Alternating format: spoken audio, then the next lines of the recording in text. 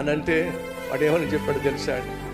Sir, చచ్చిపోయిన శవం మీద 10 బియ్యం బస్తాలు పడేశారు అనుకోండి, అదేం చేస్తా చెప్పండి? ఒరే, చచ్చిపోయిన దానికి చలనమే ఉంటుందిరా. చచ్చిపోయారు కాబట్టే మీరు చలనం లేదు, ఇంకా బతుకున్నాను కాబట్టే నా మనస్సాక్షులను గద్దిస్తుంది, అందుకే ఏడుస్తున్నా. ఈరోజు మనలో ఎంతమంది మనస్సాక్షి బ్రతుకుందే? నువ్వు తప్పు చేస్తున్నప్పుడు, నోరు పడేసుకుంటున్నప్పుడు, ఎదుటి వారిని గాయపరుస్తున్నప్పుడు, అబద్ధం చెప్తున్నప్పుడు, అపవిత్రమైన వాటిని చూస్తున్నప్పుడు, నీ శరీరాన్ని మలినం చేసుకుంటున్నప్పుడు, దేవుడు చూస్తున్నాడు అనేటువంటి ఇంగిత జ్ఞానం కూడా లేకుండా నీ ఇష్టం వచ్చినట్టుగా నువ్వు జీవిస్తున్నప్పుడు నీ మనస్సాక్షి నిన్ను గద్దిస్తుందా?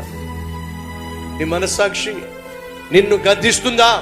ఆ గద్దింపుకు లోబడి, ప్రభువా నన్ను క్షమించు, మళ్ళీ తప్పు చేశానయ్యా, మళ్ళీ పాపం చేశానయ్యా నీ మోకాల మీద పడుతున్నావా?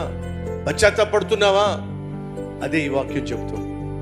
మీ హృదయము మీ మీద దోషారోపణ చేసిన ఎడలా దేవుని దగ్గరికి వెళ్ళి సమాధాన పడండి.